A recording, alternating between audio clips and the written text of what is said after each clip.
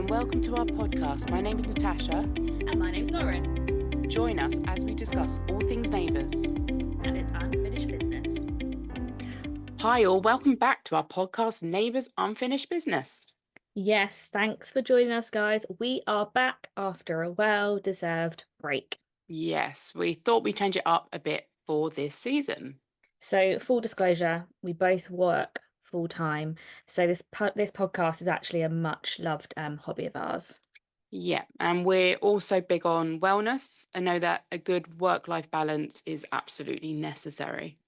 Yeah, and our social lives have been pretty active of recently, so it is, very difficult to try and kind of fit the time to do it and stuff.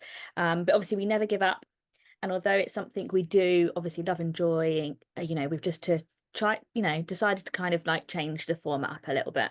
Yeah, so we will be focusing on interviews instead of our discussions on new episodes, and we'd love to interview more special guests, cast members, both past and present. And we'd also love more fan participation. So if you are interested in coming on and joining us for an episode, then please do send us a message. Yeah, so our episodes will be less frequent because of this. We'll publish them as and when we have secured guests to be interviewed. But we do hope that you agree that the quality is better than the quantity.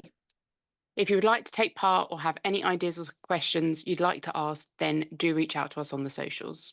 Yes, and we do hope that you continue to tune in as we progress in this new direction.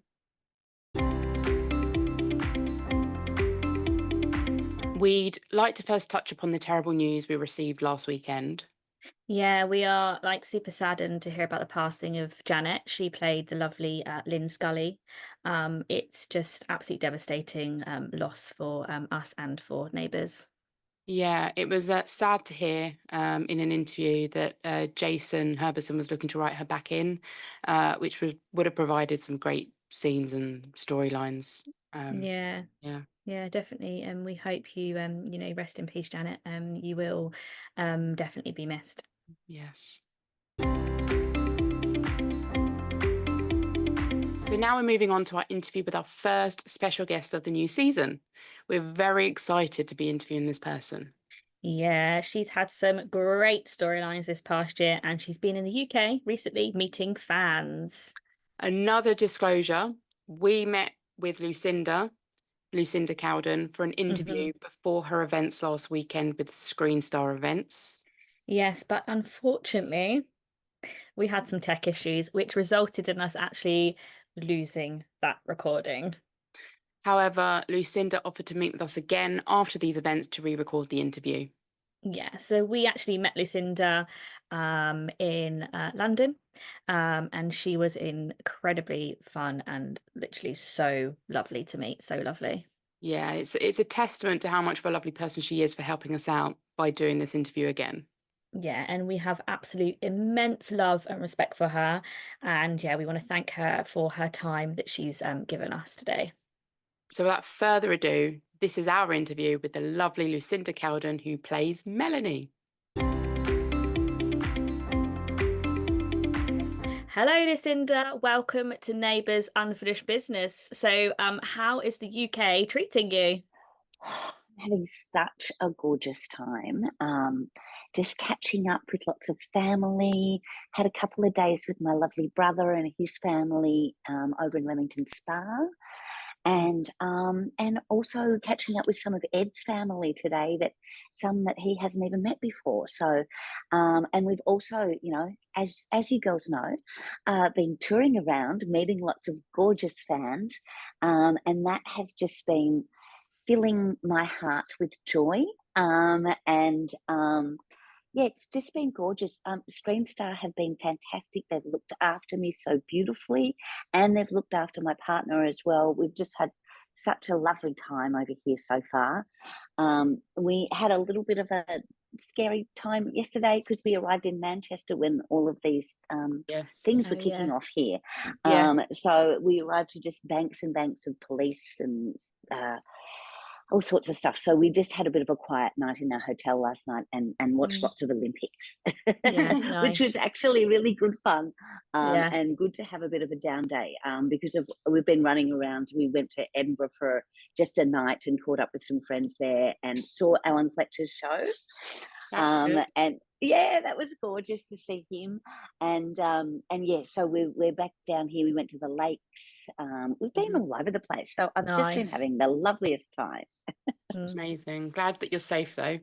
Yeah. Yes, absolutely. Yeah, no, that was a bit of a yesterday, but it's all good. It made us have to do nothing, which I think we probably really needed. Yeah. Yeah. Well, we're thrilled to have you on the show, Thank especially as you. you've been involved in some juicy storylines. Mm, Very have I juicy, very ever? And juicy. we've got Yes. some pretty juicy storylines coming up too, may Yeah. I say. We're going to So get into that later, I think. yes, okay, I won't say anything yet. Okay. So, right, so let's get to it. Okay, so Melanie has had some rather vibrant and kooky wardrobe costumes. So, what's your memorable outfit of hers, and did you take any of like the clothes home with you when the show ended? Did take some of the clothes home, but you know what? I didn't wear any of them. Mm. I there were times where I was like, oh, I could, and I was like, nah, nah, this didn't feel right. Um, look, Mel wears very different clothes to me. Her fashion sense is really quite out there. Whereas, as you can see, I'm actually quite dull. I Classic. prefer just the couple of colours rather than at least 16. I'm not really a huge fan of a long dress personally because it's easy to trip over them, and just for practical reasons. I'm a Taurian. I don't think Melanie is. I think perhaps she might be a bit of a Gemini, or even a Leo, and she's just got all of that sort of that thing going on. Whereas I'm happy to sort of be a little quieter and sort of slip through a bit Yeah. easier rather than announcing I'm here with my outfits.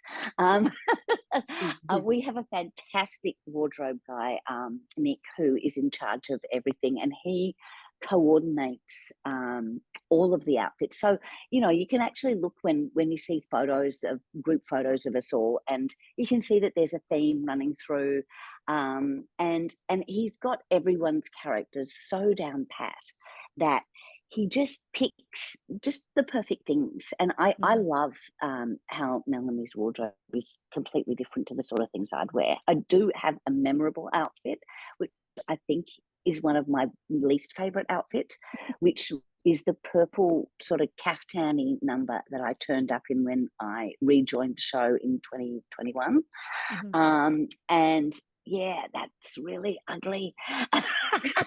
There was to make it even worse, there was this purple caftan with this sort of horrible embroidery on it, like some sort of weird 70s thing, and then underneath was this pink sparkly skivvy, which was like, I don't know whether you've ever worn something sparkly, but it had sort of like a metallic sort of thing woven through and right up at my neck, and it was the most uncomfortable thing. And for a woman of a certain age, when we're getting these hot flushes, it's the last thing you want. So yeah, I think Ryan and I did have a conversation of taking that dress out and burning it. Nice. I mean, I'm glad to say that we all got the black memo today. We're all wearing black today. We did. Well, it's Fantastic. Sunday, we're having a slightly quieter time. Indeed. So yeah, speaking of the show ending, looking back, how was that time for you? And how did that make you feel? And what was it like filming those last few episodes? Well, of course, it was incredibly sad. There was a real sense of grief, I'd say, with it, but just felt incredibly humbled and honoured that I was right at the centre of that storyline, which, for someone who'd come in, at the end of 2020 and for a couple of weeks to do a little guestie, I was pretty amazed that I was so integral to that end of the show, which was quite humbling, to be honest. Mm. But it was fantastic to be so front and center, and I loved the Toadie and Mel wedding. It was just gorgeous and so much fun. And the fact that we had, probably 40 or so returning characters during those scenes was just like old home week. There were people that, of course, that I hadn't worked with that I met, and lots of people that I had worked with. And, I got to see the lovely Ian Rawlings, who I didn't work with on Neighbours, but I did a show in between Neighbours stints called The Power and the Passion, and he was in that with me. And so it was just adorable to catch him up. And Anne Charleston was obviously there, and Eve Morey came in, and we had Ben Turlin back, and Terry Donovan, as well as obviously Jason and Kylie, and Yeah. oh, my ear just fell out. But I didn't get to see Jason and Kylie. It was all quite clandestine when they were out, so none of us knew that they were coming. So it was all done completely secretively. And of course, we had the incredible Guy Pearce, who wasn't secretive at all and was just totally involved in absolutely everything. He did the promos with us. So that was just amazing. So it was sort of really bittersweet, because it was really lovely. It was all of these gorgeous touchstones, and people that I'd worked with over my career, and that was just lovely to be a part of. But to know that it was all finishing up, also everything was twinged with a bit of sadness. Yeah. So when Neighbours did eventually return recently, we saw your character's relationship with then husband Toadie kind of begin to fall apart after thinking that you'd been involved in the murder of Krista Sinclair. When you heard your character was coming back, did you think that this would kind of be the direction that your character was going? No, I thought I would just be the happy married Sadie married lady, and stepmom, and all that sort of stuff. I was really looking forward to, and Mel having that kind of, that sort of lovely, joyous time, and things being a bit more settled for her, really. So I was really quite shocked. So the way that happened was, it took quite a while for any of us to find out whether we were going to be involved in the reboot. So Ryan and Steph and Jackie and Alan all knew, and we knew about them because of that video that came out. Yeah. And so we were like, well, that's fantastic, but what about the rest of us? Are we in it? Are we not in it? And it was quite tricky, because we were all told, that we couldn't sort of, chat about it and all that sort of stuff. So yeah, I had about a month and a half, I think, where I was just waiting on finding out whether I was going to be involved. Eventually found out that I was going to be involved, which was great, but of course couldn't tell anyone. I told my partner, I told my mum, because my mum's like, she was 91 at that stage, and I was like, I would, if she is going to go, I would like her to know that I am gainfully employed. So yeah, it was a bit of a it was a bit of a strange one, that but yeah, so finally did find out that we were there. They called Ryan and I in for a chat, which I just thought was going to be, a chat about the future and what we were going to do and all that sort of stuff. But yeah, then they told us that we'd broken up. And I think both Ryan and I were quite well, I was, can't speak for him obviously, but I was quite disappointed. He was acting disappointed. Perhaps he was just acting, because he's a very good actor. But I was definitely disappointed, because I felt like we'd put a heap of work into making that relationship believable, because it was kind of a tricky relationship to take on board, I suppose, with the big age gap. It's I suppose, societally, we're more used to having, it the other way around, with an age gap. So the guy's older, as opposed to the woman. So I thought it was, but I thought they were both such kooks that they really worked well together, and they brought out the fun side of each other, which I thought worked really well for both the characters. And I think he'd had a lot of, heavy stuff over the last couple of years. So it was really good to lighten him up a bit, lighten Toadie up a bit, and keep him, keep him laughing, and all that wrestling stuff and all that fun stuff. Keep that really, in the front of people's minds, rather than all the tragedy that the character's gone through. Yeah. So I thought they worked really well together. So I thought it was a shame, but it was also gave me an opportunity to sort of flesh out Melanie and have her just vibrating at a different level and not being so high energy, and not having all the tropes with the flicky hair and the long dresses and the all of that sort of big stuff. To strip her down a little bit, and was really interesting as an actor to be able to do that, and to sort of give her, sort of show that actually all of that stuff, it was all about sort of like, look over there, don't look inside, because inside there's a whole lot of turmoil going on, because and it sort of made sense to me of the fact that she was initially not sure about marrying Toadie.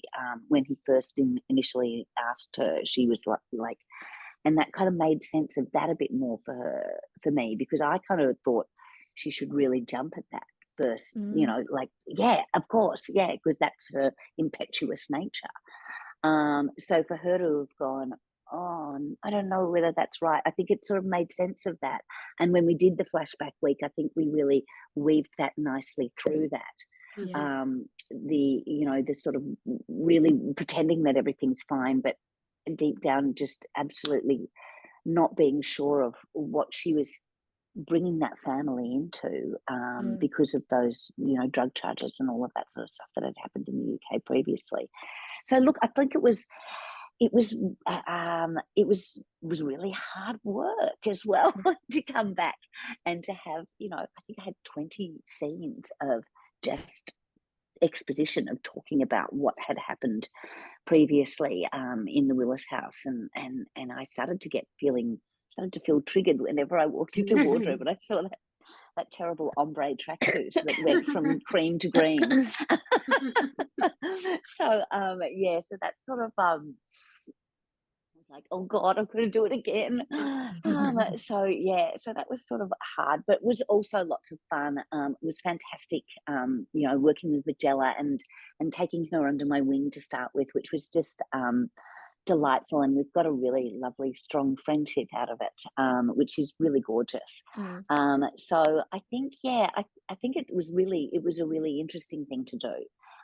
It pulled the rug out from everyone, and it sort of switcherooed it all up. So I think, it was a great way for the show to come back. And from what I know, from the way that it worked with Jason doing the pitch for that, is that it wasn't until after the show actually finished that Amazon got in touch. So he only had, I think, a couple of days to come up with a pitch to say, okay, this is what the new show will be like, and this is how we're going to start it off. And so I think he did incredibly well to come up with such a storyline, and then to be able to back it up with all of this information that we got in. So I think it was a really interesting way of doing it. Definitely. Yeah. But yes, I am disappointed. I was disappointed. I would have loved to have just been, happy wife for a while. Yeah, definitely. We agree for sure on that one. So on that note, when the show returned to our screens last September, we knew that Melanie's return would cause a stir, but we're so used to seeing her involved in more comedic plots than serious ones. We've seen you in quite a few showdowns. Our favourites have been with Mel and Therese head to head. How did it feel to change it up for Melanie, so to speak, and what did you do to prepare for some of the scenes? Well, I'm great friends with Beck, so that made those fantastic, stop tittillating Toadie with your tiger print dress. That was great fun. So we really enjoyed that. It was really nice, having her. Just, I suppose it took away just the happy-go-lucky. I'm always sweet and I'm always funny and I'm always this, because we all know with real people, you're never always one thing. We're a composition of thousands of different things that have happened to us. So I think it's it's really interesting to play around with that. Um, I did a lot of work to sort of flesh all of those feelings out of how she was getting from one thing to another thing. And I had like a little book that I wrote everything down in, to kind of help my transitions, because I think it was really important. I hadn't really had to do that kind of work on Neighbours before, but I had to do some really in-depth sort of background work, which was really good fun. Actually, it's kind of what actors love to do, to get their teeth stuck into something a bit different. So so that was really good fun. It was interesting to try to work out how far to go, because I wanted to keep her personality and all of those things still, because even though we go through tough times, we still remain who we are. Hmm. Um, so it was really quite an interesting thing to do, to try and Mm. work out how dark we could make her, um, without changing her personality. So that was the kind of area that I played around in, which was really good fun, and a really nice sort of acting work that I got Yeah. to do. So to just flesh all of that out, but remain true to her. So I hope I managed to do all of those things. Yeah. So moving on to the more light-hearted stuff. So we really enjoyed the pooping storyline where you were Oh, working closely with Mr. Alan Fletcher. We are big fans of Alan here. So what is it I am like too. working? What's it like working with Alan? And how was that kind of stuff to film for you? How did you manage to keep like a straight face and not just Well, I don't think I did keep much of a straight face, to be honest. It was so funny. He is such a joy to work with. He's such a generous and hilarious performer. And we had, I'm just trying to remember who directed that. It was supposed to be Eugenie Muggleton, who's a fantastic director, but I've got a feeling she was unwell at the time. So Kate Kendall ended up directing those scenes. And because all the bike riding stuff was kind of interesting anyway, if you know what I mean. But having to ride along and see Alan start to take these high vis, clothes off, and the way that they were thrown, and then him just whacking his bum out. Um, was it's got to be one of the highlights of my time on Neighbours. It was just absolutely hysterical. He was so funny, and yeah, I had that Code Brown line, which was just so much fun to do. And yeah, and the aftermath of that, of like how I really love the Dr. Carl and Melanie friendship during that period of time, and because they're both quite flawed characters, in the fact that they're both they both make lots of mistakes, but they're both sort of charming, I suppose, that they indulge each other, they understand each other, and they understand each other's flaws, and neither of them are too hard on each other. Yeah. Because he came back after Mel and Toadie had slept together again, and it had broken up the family again, and Mel was so hard on herself that I think Dr. Carl was sort of thought nobody can be harder on her than she's been. So he didn't take me to task in the way that she Mm. was expecting it. So all of those things, I think, really make a really sort of rich friendship, where you kind of get each other. You don't judge each other too much. You're generous with each other, even though you know that you're both full of foibles. Mm. And I really loved that. And I think it really helped because, we lost Jackie for such a long time because she had organised this huge European tour thinking that the show was finished. Her partner had just given up work, so they'd just retired, so that they just were, going to have like 3.5 months in Europe. So, and I think everyone thought, how is the show going to continue without our queen. So I think that friendship really sort of filled that gap, even though it was, I was really, really sort of was concerned that at some point they were going to put some sort of, romantic relationship between Mel and Dr. Carl, which which would have turned the fans so against me. I would have been Izzy Mark too. So I'm really pleased that it went in the direction that it did, and also the other joy of that was the fantastic Mel and Holly relationship, which I really, really love. And even though, what I think she's, 30 something years older than Holly, they seem to be actually very similar. Well, that's what we're touching on next. So now that you've touched upon that, so there's two of you, Lucinda's, working on Neighbours. Yes. So Holly. What are the chances of that happening? Yeah, With a name exactly. like Lucinda, you just do not expect another Lucinda to turn up. Yeah, exactly. So yeah, we think you're both two peas in a pod.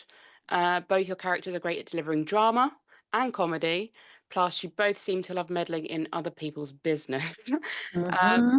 but both seem to have great And we insight. both seem to make terrible choices with men. Yes, you do. But you seem to have great instincts when it comes to the behavior of others. We think you should have more scenes together because we love your duo. Yeah. So what we'd like to know is how is it working with her, and do you think you have any funny? Do you have any funny behind the scenes stories to tell with Lucinda, other Lucinda? Well, this is what happens. Other Lucinda, which one is so Lucinda? Can you? And it's like which one? So it's a total comedy duo because we had about 3 different nicknames that different directors would use because we have a director for each block. So and they'll come up with an idea. So Fletch initially started the idea of because it was like, do we want to do, little Lucinda? And that, and I was like, well, I don't really want to be big Lucinda. Thanks all the same. And it was like, oh, okay. It was like, should we do young Lucinda? It was like, well, I don't actually want to be old Lucinda. Thanks very much. So it was like, oh, should we do Lucinda 1, Lucinda 2? And it's like, well, no, I don't know who's what. So Fletch came up with me as Elsie because my initials are Lucinda Cowden, LC, and Lala because she's Lucinda Armstrong Hall. So she was Lala and I was Elsie. So that's what Fletch used to do to differentiate between the two of us. And some of the directors picked up on that. Lucinda Armstrong Hall had a nickname of Poppy. So, I think Scott Major used to call her Poppy and me Lucinda. But still, any time someone said Lucinda, we'd both, it's this. We both get called Lucy. So that didn't make it any easier. We both get called Lulu. We both get, all of these things. So look, we would just make the most of it and make people feel uncomfortable as often as possible, really, and just keep the running gag going. That's what we would do. But yes, we absolutely adore working together. It's I think it's a really great relationship. The two Lucindas or the Holly Mel. Somebody called us. There was Holly. No, God, what was that one? Holinda and Melinda. So that was one of our director's assistants was one of our first ADs that said that it was Holinda and Melinda. So that kind of compromised everyone's names. But yes, yeah, they could definitely start some little detective agency together. I think that maybe is a spin-off for a later date. Yeah, 100%. So if you could have a past character return to Neighbours, who would it be and why? I actually answered this the other day on one of my meet and greets, and look, I just really would love Dorothy Burt to come back. I don't know whether you guys remember Dorothy Burt, but she was the one-time principal of Erinsborough High when I was in it when I was very young, and she lived. What house? I think she lived at number 30 for a while, and she was Richard Norton's character Ryan, she was his auntie, and she had a kind of a relationship with Jim Robinson. It was they went on a few dates, but that was funny. She was incredibly funny, and I've had ideas of her coming back and going into Irene Rising because one of the great things about having Irene Rising in the show is that all of those fantastic older actors that were in the show years ago, we can come back later. We've had Anne Scott Pendlebury back in. We've had the amazing Robin Arthur who plays Moira in. Susie Cato has been in the show. There's all these fantastic actors that really, on Australian television, I think that we're quite ageist.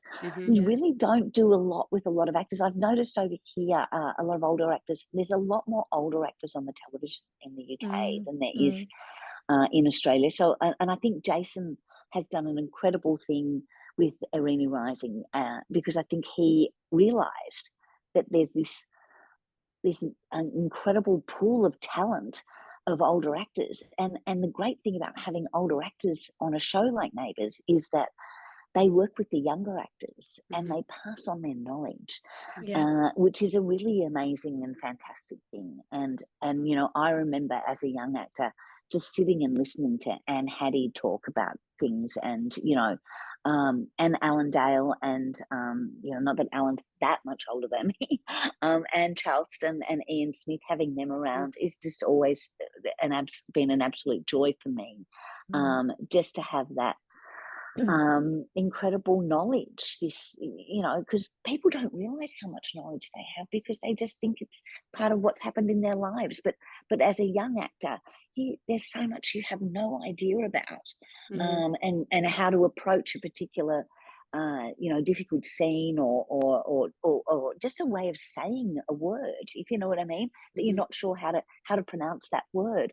You know, having older actors around is just like this incredible pool of knowledge that you've got to pull on. So so I think you know, Dorothy Burke would definitely be my favourite bring back. I don't know whether it's possible because Maggie Dent, who plays her, is now in her 80s and she's a Sydney-based actor. And I don't know how easy it would be to get her to come down to Melbourne for any length of time, unfortunately. So we'd like to know who wins at being Mel's husband, so Joe or Toadie. Oh, well, I thought that Joe and Mel were very well suited to each other. And I was quite surprised to find that they'd broken up quite so quickly as they did, and that relationship had been as unsuccessful as it had. But I was also quite surprised that Mel and Toadie had broken up as well. So maybe I'm just really naive. As as people to work with, Ryan is an absolute joy and such an incredible fountain of knowledge. Technically, he's probably one of the most amazing actors I've ever worked with. I think 30 years of working in that in those sets, in that studio, in those studios, there isn't anything he doesn't know. And you know, before you're doing a scene, I can see him looking around, making sure that everything's in the right place, and for us to be able to get to continue the scene, and that the lighting's all right, that there's not a boom shadow on anything.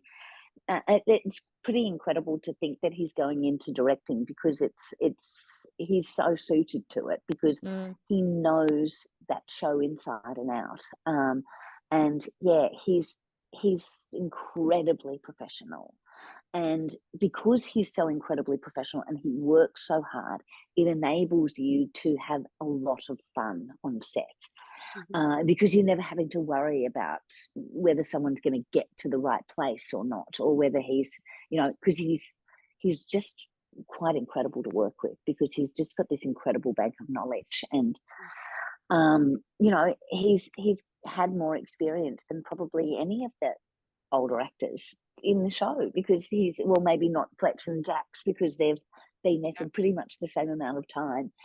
But yeah, he's just it just allows you to be able to enjoy and play and give and receive in a really lovely way, because there are the restrictions that there would be normally with other actors who aren't quite as sure of what they're doing as he is, which really allows you to be able to have a lot of fun on set. And my goodness, we did.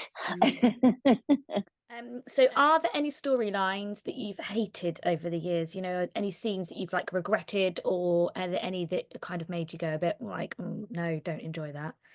Yeah, of course there are. I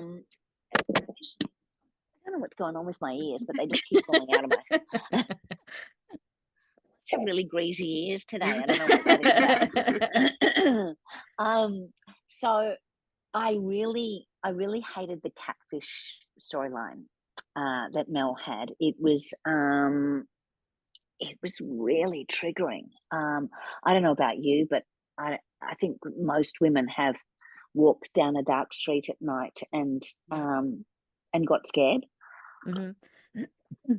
I found that whole storyline horrendous. To the point where I actually went and spoke to the writers and said, "What have I done to you guys?" You know, because this has been all really horrible. So, so no, I hated that storyline, and it was really difficult to do. It was a really cold night that we filmed that. I had to have all of this horrible, was supposed to be like the bottom of a bin, like bin juice chucked at me. In all reality, it was a combination of a breakfast sort of drink that we have in Australia called Up and Go, which is very thick and milky and sweet, and you get chocolate and banana flavors and stuff of it. And then they put, I think, cornflakes and just a whole lot of other crud in it. And I had to stand there for quite some time with it just all over me between takes. And it was cold and it was sticky and it was revolting, and it was just that whole night was a horrible. I tried to keep myself up, and we had a whole lot of stunties, and it's always fun when you've got stunties on set because they're always lots of fun. And I was trying to keep myself, up and vibey, but there was just a period of time where I just went, and Scott Major was directing that. There was also a director's attachment along with a lovely guy called Charlie, who was so trying to look after me and trying to make it as easy as possible for me. But it was just difficult stuff to do. And there was one point where Scott came over and gave me some Reiki on my back to try to help me through it, which was, bless him, was really, really thoughtful and gorgeous. But that was quite a difficult one. Yeah, I didn't enjoy that at all. Yeah, we didn't like that either. No. Poor Mel, and having to like put the dress in and hiding it from everybody, and the humiliation of her at that point was quite hard. I found all of that quite hard. Yeah. So, if you could write Melanie's next big storyline, what would that look like? Oh gosh, I think I'd really love to see her go into some sort of wellness sort of. I'd like to see her kind of get a bit more kooky, go back to that sort of I don't know, that sort of like Madame Zolgari kind of stuff, with maybe doing some tarot out of the Divas van, or maybe some sort of wellness sort of stuff with sort of, vibing, getting sort of people's vibes and giving them information and thinking about like making little bark flower remedies or something like that to sort of bring some fun and some joy. I think it'd be fun for her to have a relationship that was successful at some point. Definitely. But you know, I also like her as a single character as well, and I think it's really good to have, you know, to have single characters as well. But I think they need to be successfully single rather than desperately single, if you know what I mean. Yeah. So I think that's a really important point to make. I don't think everyone needs to necessarily have a partner to be happy. But I think it doesn't mean that you're tragic if you don't have a partner. So I think that there's some kind of halfway point there for her. But yeah, I think that would be really fun. I would love to do some more kooky stuff with her and have her sort of, you know, giving people terrible suggestions to do in their lives. Terrible advice. It'd be hilarious. Terrible advice. Yeah. Come to me for terrible advice. Yeah. Sort of like the worst agony aunt you could imagine. Yeah, just do it. Just do it. Just do it. I love that. Okay, so now for a big question. So we've heard so many rumours about Outback Week, which is coming up in the next couple of weeks. So what can you tell us about this week? Well, I can tell you that it's something that we've never done before on Neighbours. As far as I know, we've never had a whole week out in another state. So we went to South Australia, to the Flinders Ranges, to film this. It was the most difficult filming situation that I've ever been in. We had weather of over 44 or so every day. There's absolutely no shade. There's no trees. Underfoot is rocky. And there's little sort of shrubs and stuff. I was pretty much chased. At the time that I wasn't chased, I was tied up. It's a really, really full-on storyline, and there's a number of us that go away, and not everybody comes back. So yeah, so there's I'm allowed to say that. Okay.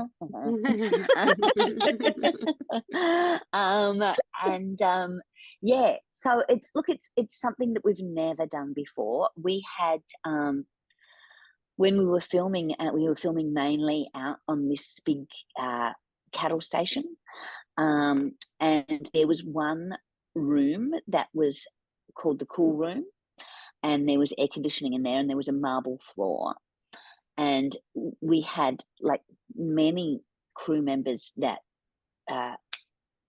fainted from the heat, and couldn't cope, and we would and us actors, when we weren't filming, we could lie down in this cool room, and we had, you know, some of the makeup artists there that couldn't cope, and we all had to have the fly things over hats and fly things.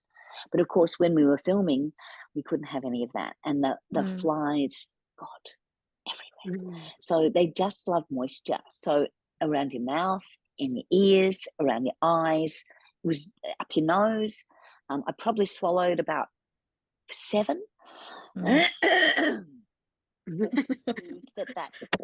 my ear's falling out again.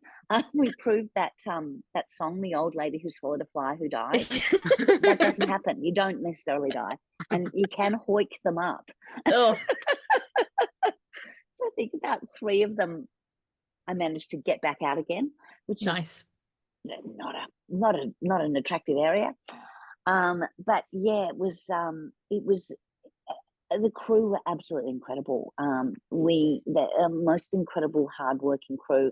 We had some fresh crew, some South Australian crew that came and joined us, and they said that to film the amount that we filmed in that week, they would normally take 6 weeks to film.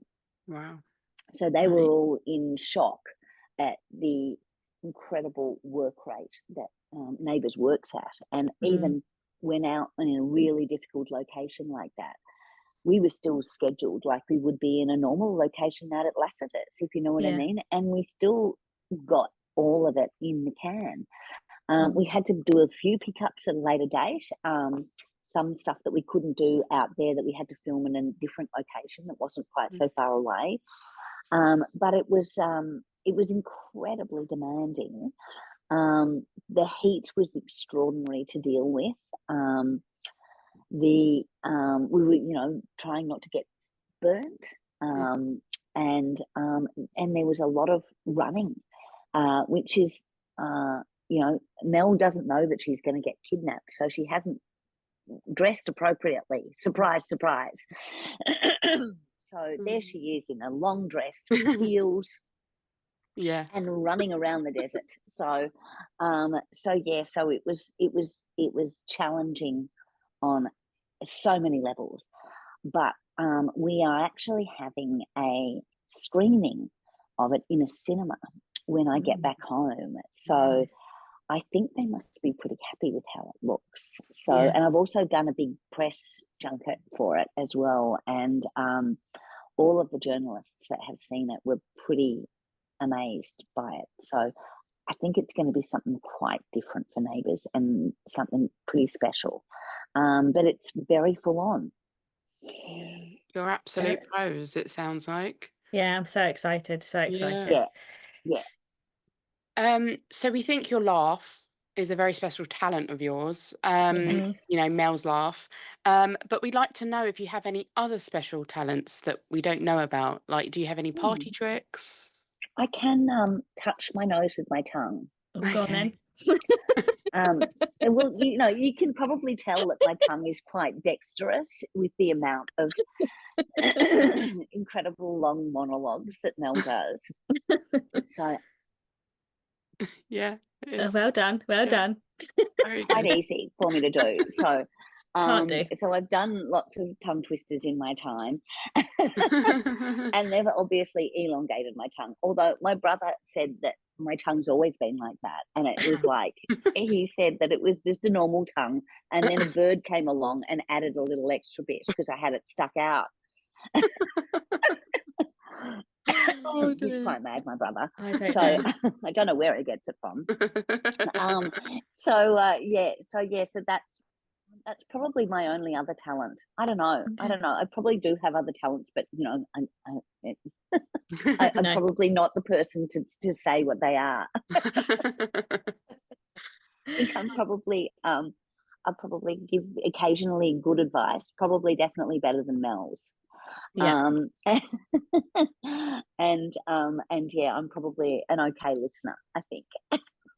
Always a good talent. My other talent is that I can't keep earpods in my ears. I think I'm going to have to get one of those things that go over because this is just totally not working. I love that. So I don't know if you've heard of the radio show in the UK that's called Desert Island Disc. Yeah. So the idea is that a celebrity gets asked to pick 8 tracks. They get a book and a luxury item that they would like with them if they were stranded on an island. So what song would you choose? What book and what luxury item would you take if you were stranded? Wow. Okay. Song. I don't know. I might have to leave that till later. Book. I've been reading some books by an Australian author called Trent Dalton, who wrote Boy Swallows Universe. I don't know whether you saw that. They made a series of it on Netflix, which is totally worth watching if you guys haven't seen it.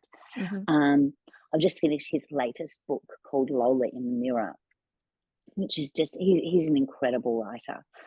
So something that he wrote, I'd say, would be my book. But I also love the classics. So I love a Dickens. I love, I love a Bronte. I love all of that sort of stuff too. I love a Shakespeare. But that's probably more from an acting point of view rather than a reading point of view. Music wise, I was a bit of an old raver, and I like my dance tracks, but I like the sort of calm down version of those sorts of things. Probably my favorite song in the world is Groove Is in the Heart. That just makes me happy. I can't not be happy when I listen to that song. So that's a very Mel song. It's a very Mel song. Yeah. I don't know whether she's got quite that good a taste in music. I think hers might be, Bit more I don't know, she 70s. might be a bit more sort of, agadoo. Yeah. Yeah. Yeah, I reckon she'd probably love all that sort of thing. Anything that you could do a dance to, I think Yeah. Mel would love. So she'd probably love the Macarena as well. Yeah. Um, and what was the other thing I needed? The So luxury item. a luxury item.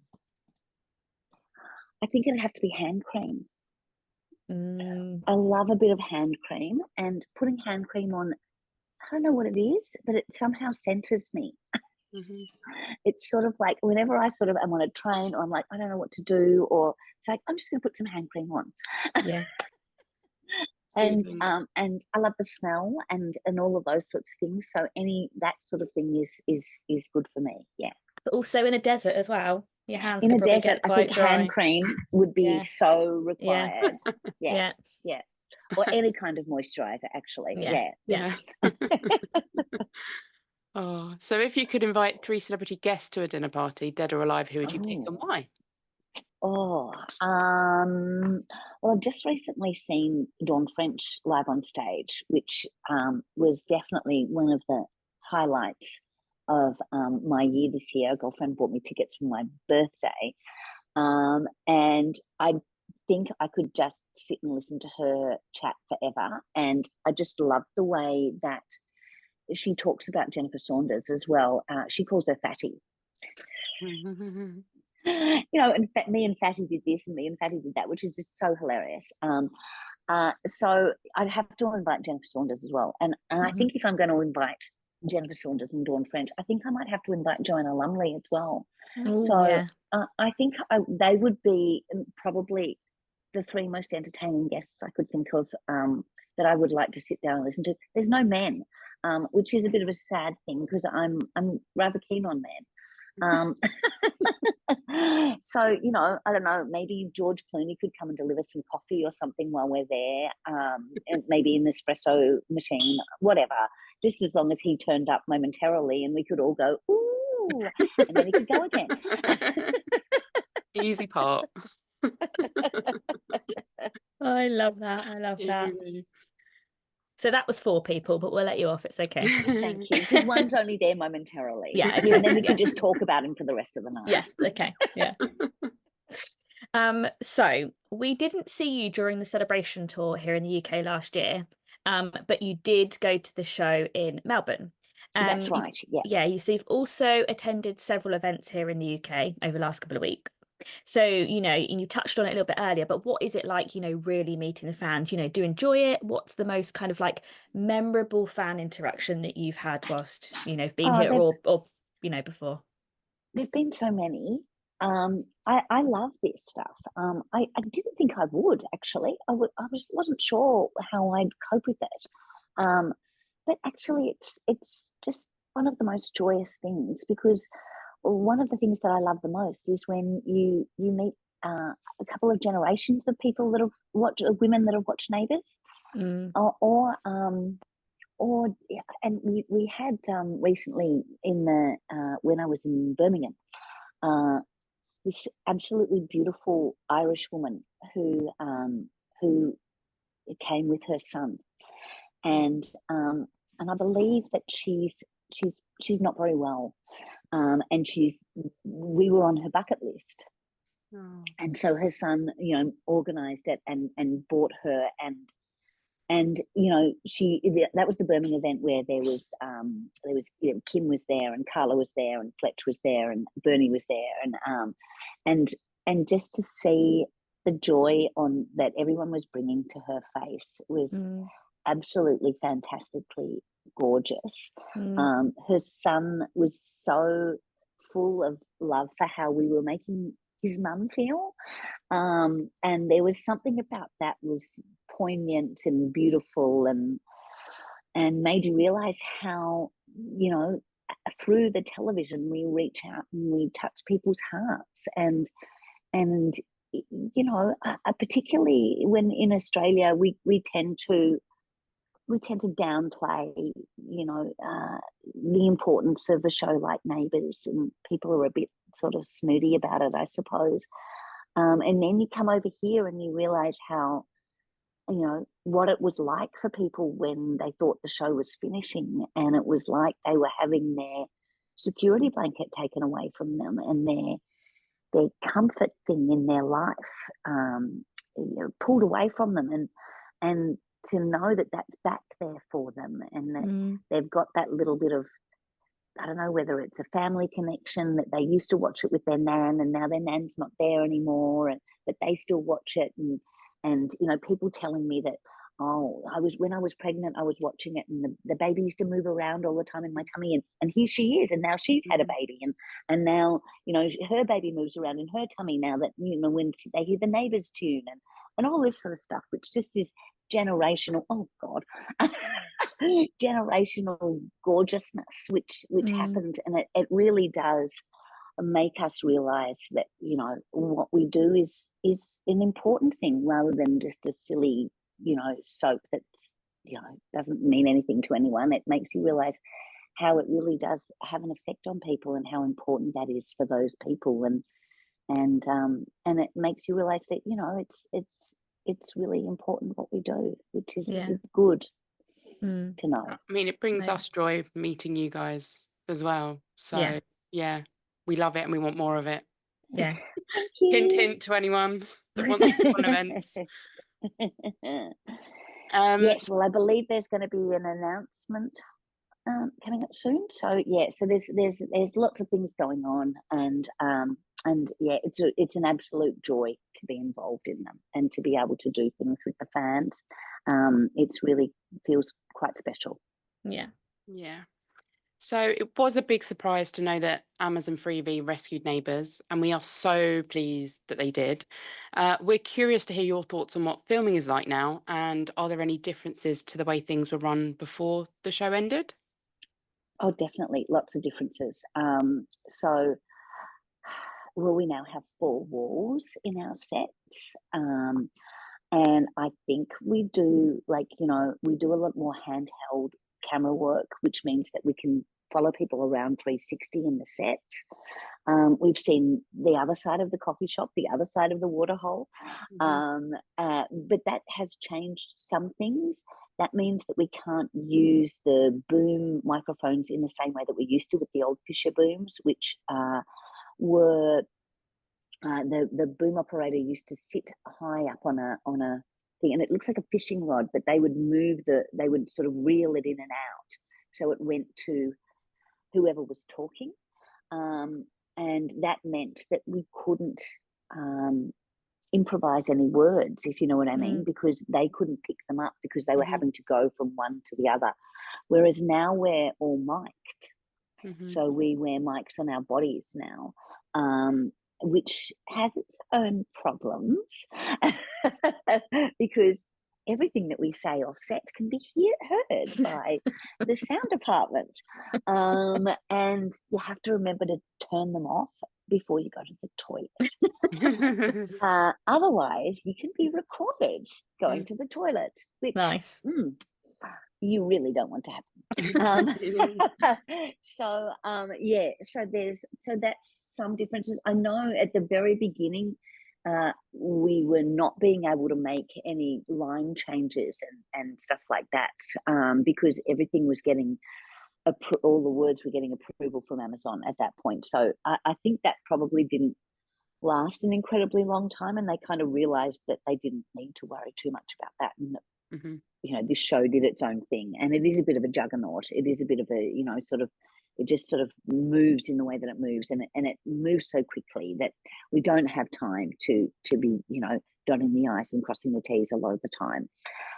So I think once they were sure of how the show ran, and that I think it was just that thing of wanting to know everything at the beginning, which of course you do, because you're not sure of it, because you haven't produced this show before. So I think there were just a few little things like that that needed to get sorted out early on in the piece. But once they were sorted, and they probably in all reality were sorted in that 5 weeks that I wasn't there at the beginning. So I probably didn't have to deal with that stuff too much, which is probably a blessing, because my character, as you guys know, has verbal diarrhea. So if I'd put one, the and instead of a but, or a but instead of an and, that would have been a nightmare to have to try and pull me back on that and go, no, sorry, it has to be this. So we would have lost probably a bit of time if we'd done that. So maybe there was something, maybe they knew that they needed me out in that first 5 weeks. Maybe that's why this flashback week happened. So I didn't have to. But yeah, so there has been changes. I think most of them are for the better, and I think definitely looks wise the show looks better. I think the lighting has improved. I think the show moves in a faster way than it used to. It seems that there isn't the downtime that there once was. So I think there's definitely shifts and changes, but I'm pretty sure most of them have been beneficial. Yeah. Brill. So we're actually coming towards the end of this interview now, but we'd like to give you this opportunity and time to ask our next guest a question. So this could either be a cast member, or past or present, or if it might be one of our fellow fans that's going to join us on the show. So what sort of question would you like to ask them? Wow. I'm not really sure. Who would you like to see the end house?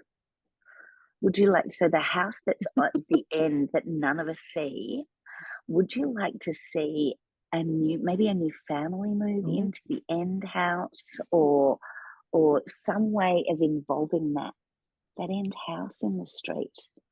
I think I think that might be interesting to add something like that, or maybe or maybe a storyline about it. Or would you like to see something happen with that end house, because that's always something that's never talked about? Or alternatively, would you like to see Ramsay Street be called what it really is, Ramsay Court? Okay. Give us a few questions to play around with. Yes. There you go. Yeah. Choose whichever one you like, girls. I always like to give people options. Will do. So is there anything you'd like to say to the fans before we go? Oh, just an enormous thank you. Just, because the show totally wouldn't have come back without the fans doing what they did, and the people that did all of those, incredible petitions, and the Neighbours, of course, who have been my, in my corner the whole time. I just think that I think Neighbours has the most incredible fans, and that's why it's been such a joy meeting everybody. And so I just like to say an enormous thank you, a very heartfelt thank you from all of us, and not just from the cast, also from the crew, because there's 300 people that have jobs that didn't have jobs, and that's really important. And it's great for Melbourne, for Melbourne to have that training ground. So it's not just for the actors, it's for everyone going into the film industry. So everyone does their time on Neighbours, whether they're cast or crew, if they want to go somewhere in life, if they're from Melbourne.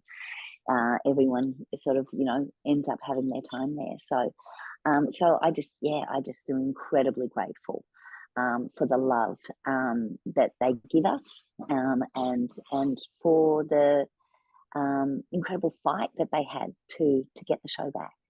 Yeah. Amazing. Thank you. Well, that is all we've got time for today. So thank you so much for joining us, Lucinda. We really appreciate it. Thank you. Thank you for listening to this episode, and we hope you've enjoyed our interview with our very special guest, Lucinda Cowden. Till next time, guys. Bye, everyone. Bye.